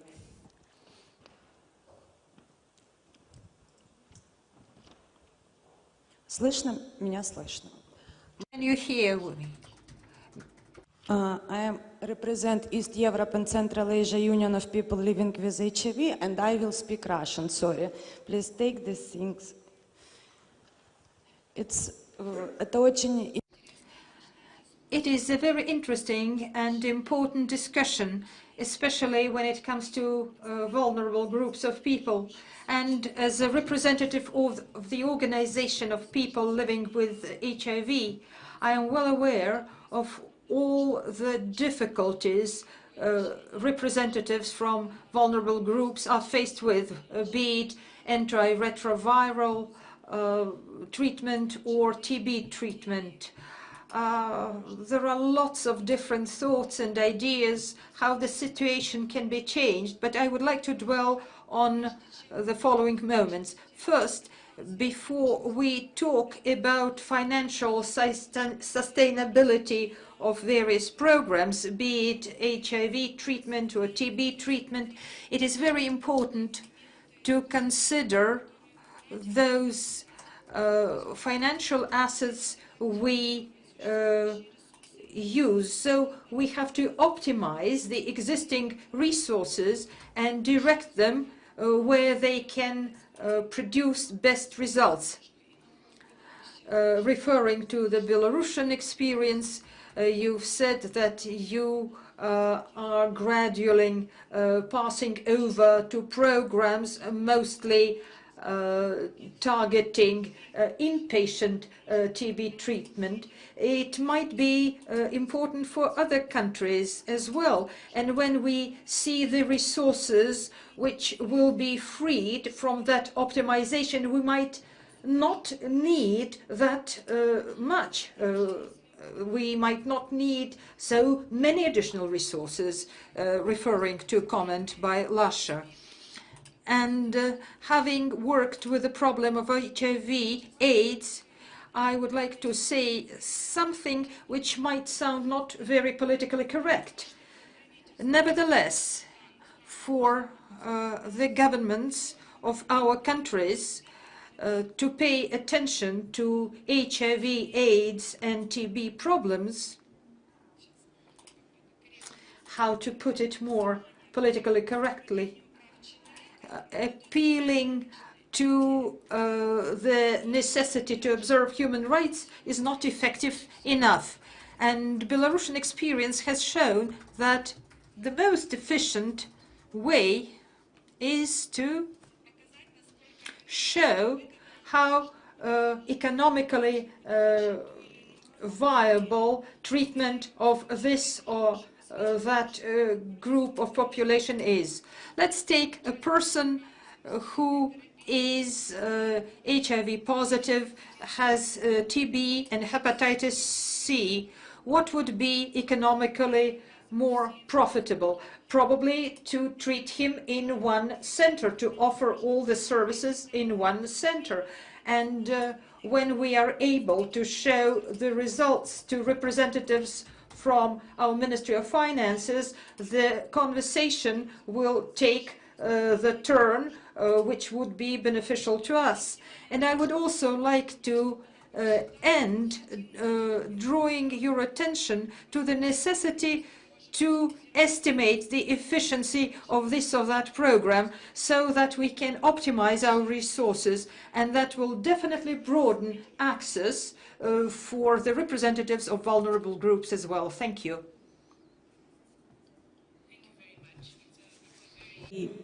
Good and practical approach on how we can think of how we can maximize and get the right impact from what we do, for sure.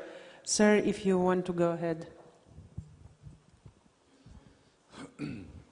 Andrei Slavutsky, WHO in Ukraine. I have a quite practical question. We speak about vulnerable groups, we speak about exposure to multiple pathologies, not only medical, but also social problems, psychological problems, many problems. So it means that behind that, the answer to the different problems of a person is different specializations. Should it, just questions, should be there any one person who is the case manager, kind of? And what is your experience?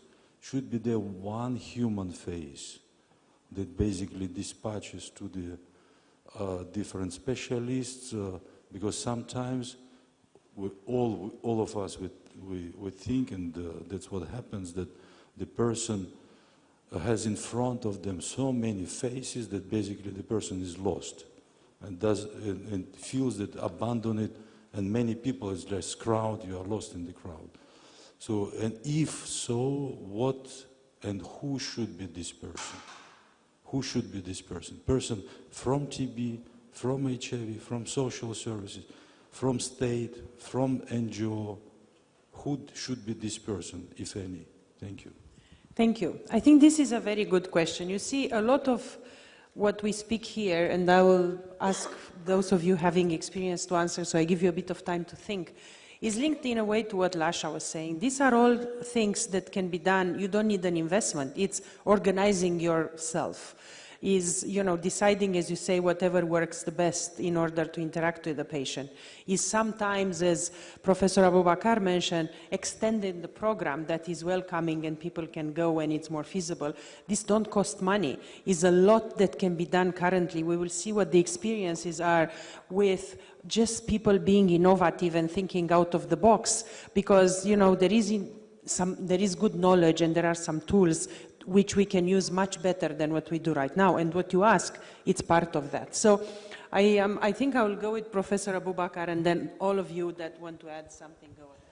So I think I fundamentally believe, I'm fundamentally believing it's probably not a good start, that you need a key person, a key worker that you relate to, because you have to be able to get a person that you recognize that each time you go back to would understand your issues. I think that person, it almost doesn't matter which bit of the health system it comes from, whether it's a TB program.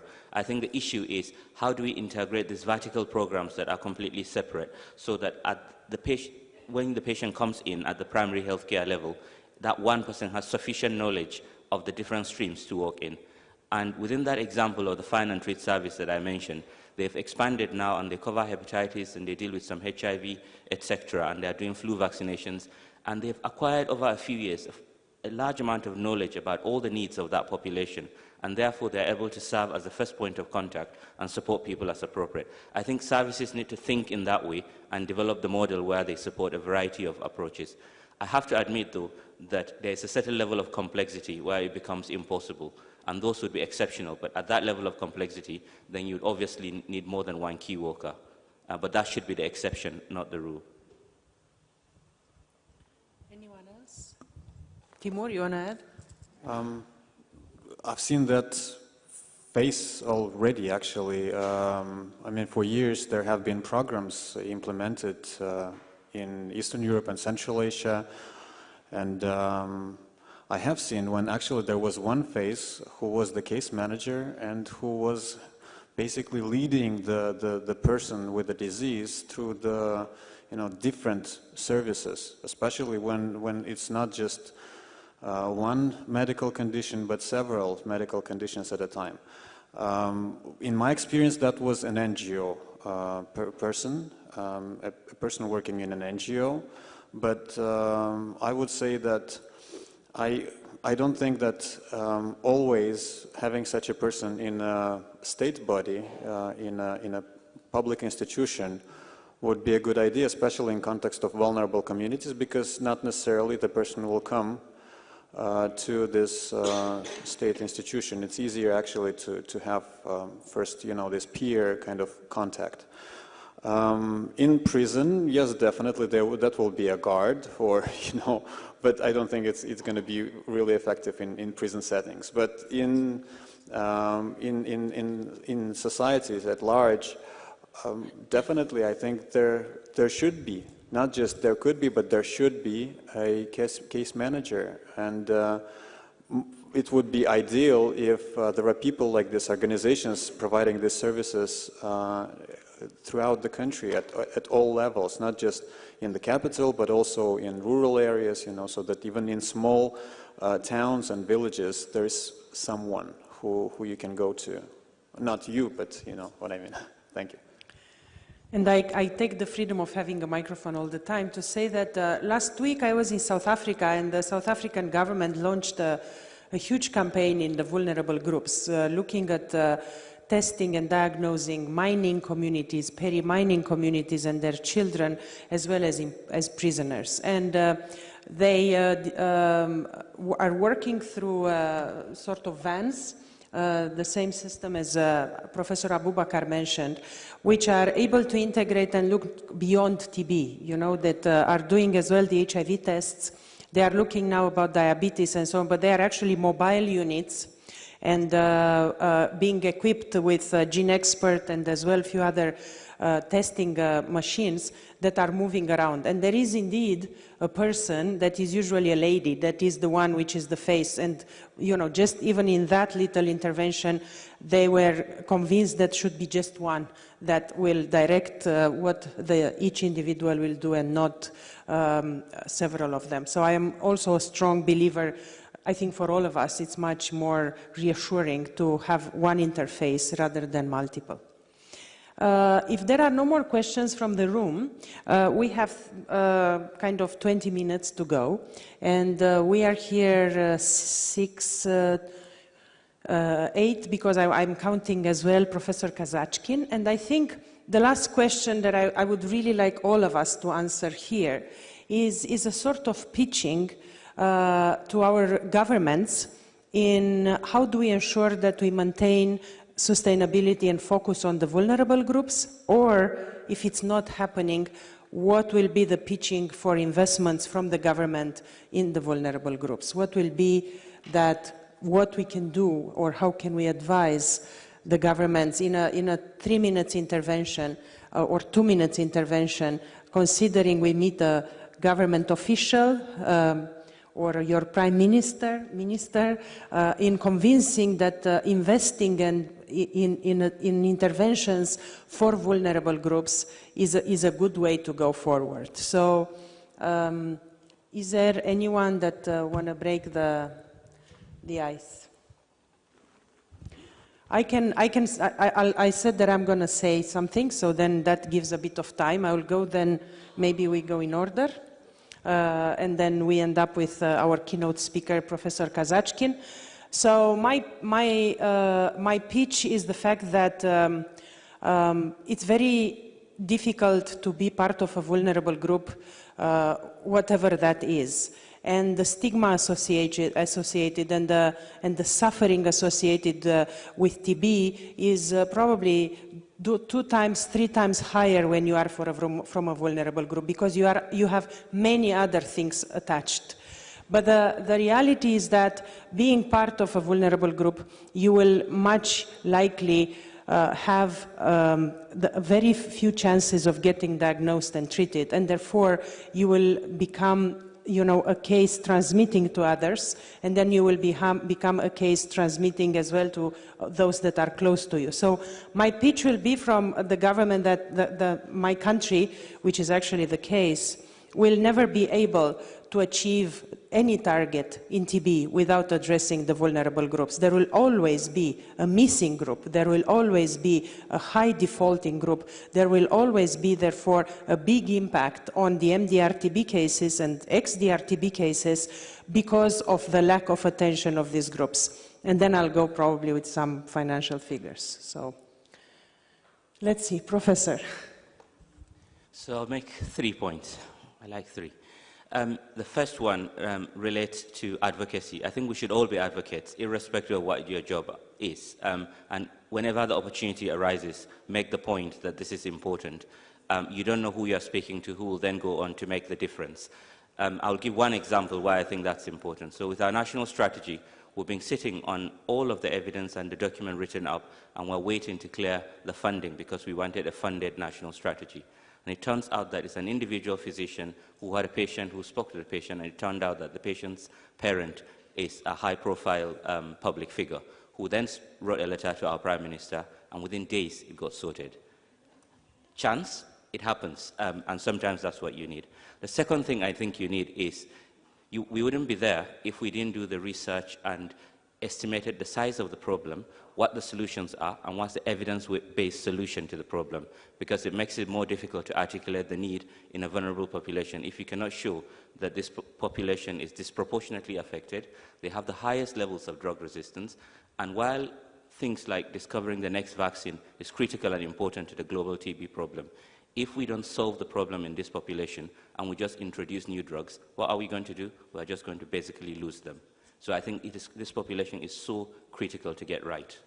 The last and final point is actually being clear about how much you need so that you are not vague in your requests, and costing that appropriately so that it links back to the solution, not just in the governmental services, but all the resources you need, including those in the civil society sector.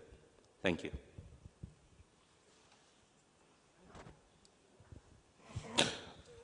Спасибо. Thank you so much. I'm sitting here and I understand that we have internet streaming, and if the Minister of Healthcare of Belarus is listening to, and what I will do doing if I present opinion, my personal opinion instead of official. But I would like to mention several things. Of course, we require to mention to politicians that tuberculosis is a general disease, and those stigmatization of symptoms is also characteristic, irrespective of a particular group of society, whether a person belongs to some particular privileged group or not. Of course, addressing vulnerable groups is a deficiency of commitment on behalf of the state and of a civic society as such.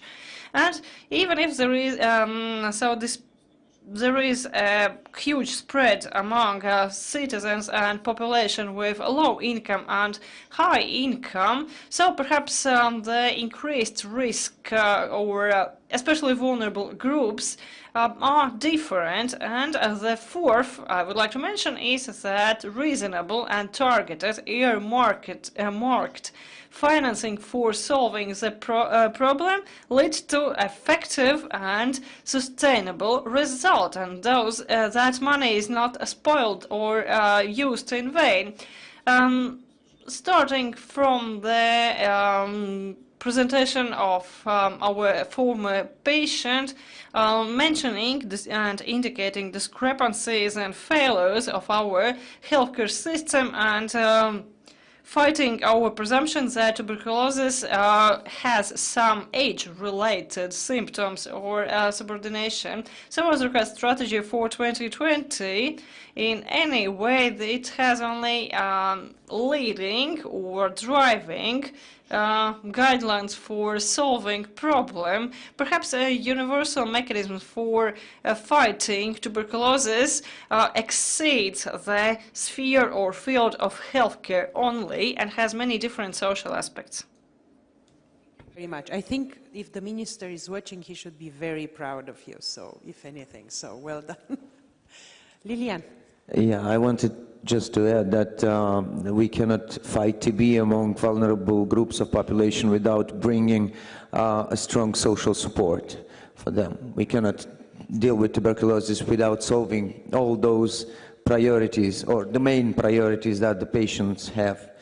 And we can have these resources by being more having more courage on optimizing the existing practices. We have to reduce the beds, we have to review our existing tools, and thus we can obtain more resources that can be allocated to social support. Thank you. Timur? Well, I think that it would help a lot if our countries undertake legal reforms so that vulnerable groups are not criminalized. Because basically by criminalizing, by outlawing certain groups, we face the need to invest more in more expensive outreach programs.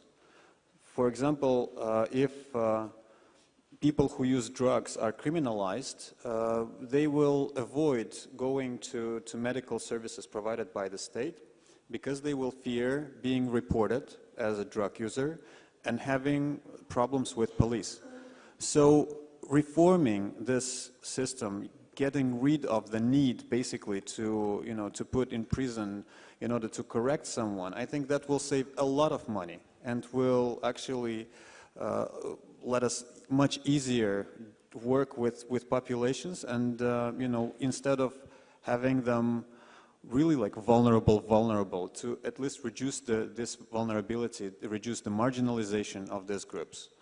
Another thing, I also join my voice to saying how important it is to move from in-hospital to outpatient treatment.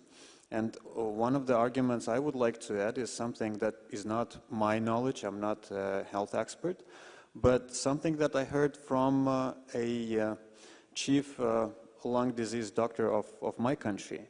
And she said that basically the research is showing that hospital is the best way to transmit MDR-TB. And actually most of MDR-TB cases, when you really look at people who have MDR-TB, sometimes it's surprisingly that it comes as a surprise that actually they got this MDR in the hospital while they were being treated for regular drug-susceptible TB. So I would say that that is not needed just for the sake of saving money, but also for the sake of reversing the epidemic. Finally, I would like to sing my old song about investing into communities and civil societies, because I think that this is a prerequisite for an effective response. Without doing that, I don't think we will be able to really stop the epidemic, stop TB. Thank you. Thank you. Passing the microphone to my co-chair. Would you? Well, I said at the beginning I would try and summarize, didn't I? Okay, then good. Then we'll have Michel. We started with Michel. We close with Michel the interventions from our guests, and then you will summarize. Okay. Okay, thank you. First, let me say I agree with everyone's comments in answer to your question, Lucica. and just put it in if your question was how would you speak to the government, I would say first I would go to the Minister of Health, because that's the usual port of entry for us. I would speak as you said you would speak, Luchika, and I would say know your epidemic, and then build a health system that is for the patients and don't expect the patients to adapt to your health system, and make sure the system for the vulnerable group is accessible, affordable, and acceptable. I would then try and see the Prime Minister, because the main message, I think, is that, as I said, health is about politics, health is about inequities, and TB is really the key example there. And I would say this is not an area just for the Minister of Health. And if we think of Eastern and Central Europe, there is a long tradition that actually the government would say, here is your budget, Mr. Minister of Health, please deal with this. Whereas this is an issue, as I said in my remarks, of a whole of government. So I would really plea for a whole of government response. And then there are two other things I would say to the Prime Minister. One is invest in mechanisms that would allow to fund the NGOs.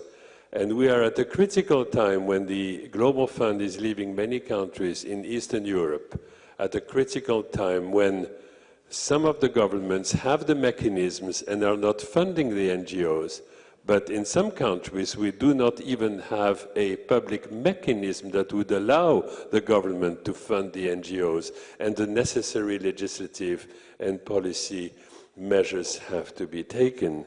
And the other thing that I would go for with the Prime Minister is what Timur was saying, which is look at what the evidence is that some of the laws and policies that criminalize people, how over-incarceration for people who use drugs, for example, impacts on the incidence and prevalence of disease, and try and argue for that.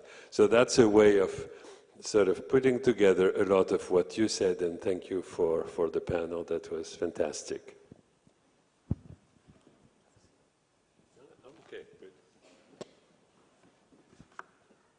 So I'm beginning to regret that I said I would try and summarize what has been a fascinating and wide-ranging discussion. And I think Michelle actually has caught a lot of the key points I was going to make. But we started off with Michelle pointing out to us that vulnerable groups face a wide range of problems, a multiplicity of problems, both in terms of what it can mean for their TB disease, its progression, their stigmatization. But I think then as our discussion went on, we recognise that these vulnerable groups face a wide range of problems beyond TB as well, and that we need to think about vulnerable groups in terms of a wider societal issue. And I think that was the common theme that came through the first part of the discussion, is that really with vulnerable groups, we should not be focusing on just on the medical problem of managing TB, that we should be demedicalising where necessary. We should be looking at setting up ways of making it easier for them to access services. So we heard about one-stop shops, outreach services. We need to recognise the wider societal issues that they face and help them to deal with those as part of the management of those individuals. We had some fantastic examples from Belarus about reducing alcohol intake. I wasn't sure whether that was reducing by 2 litres a day, a week, a month, or a year. I hope it wasn't a day, that would be impressive. But with some really nice examples from what you've achieved in Belarus as part of that process.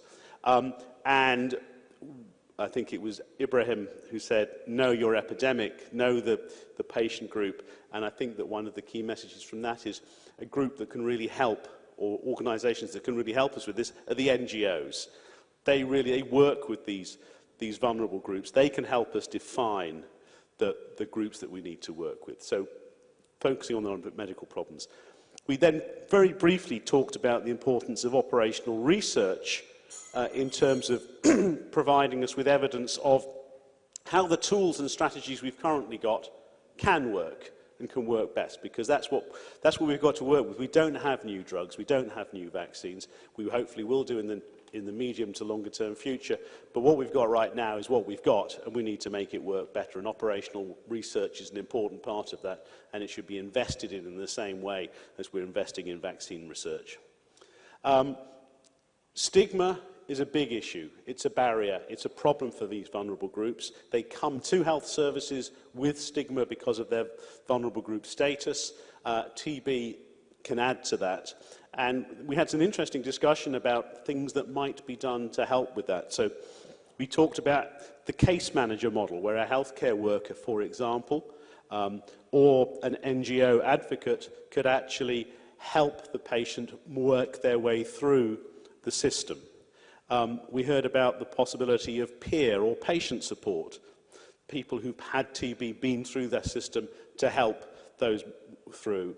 And we also talked about the importance in terms of stigma of legal issues. And I think the last example is the best. It's about decriminalising injecting drug use, because criminalised injecting drug use has two major negative effects. One, it may make people avoid seeking treatment. And secondly, if someone is then put in prison because of injecting use, then prison just simply makes the whole issue of TB and TB transmission worse. So that seems to me an easy thing to say should be done. Easy to say, hard to do perhaps. And then we also talked about the fact that access to healthcare and the right to health are fundamental human rights. And Michelle, you started us off with that point, and we kind of came back to it at the end.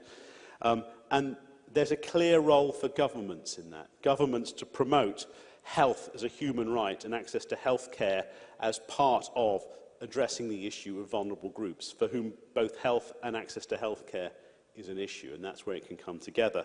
And I think perhaps just finally, there was a word of caution that actually advocating for human rights on health may not always win the day, that actually making it clear that actually it makes health economic sense to do a lot of these things may carry weight with governments. So perhaps first see your Minister of Health. If that doesn't work, see the Prime Minister, and if that doesn't work, see the Minister of Finance. So with that, I'd like to thank the panel for a fascinating, excellent discussion. Thank you very much. So the Minister of Finance is the wise person in your view, huh? So thank you co-chairs and panelists for this afternoon sessions. And we are happy that this conference hall is with so many people, that it shows that this problem is very important indeed. Dear colleagues, we have finished our first technical day, and I would like to inform that dinner will be served at 7 p.m. at Radisson SAS Daugava. Is quite near or close to the National Library. It's closer by foot, even by car. You just can go outside, cross big street, and then after 200 meters on the river bank, there will be Radisson SAS hotel. But for those who are not sure finding right way themselves, please, our colleagues will meet outside National Library at 6:40. 20 minutes to 7, 6:40 outside, and then you will be guided to the dinner room. So thank you very much for this day, and meet at the dinner or tomorrow morning at 9 a.m. Thank you very much.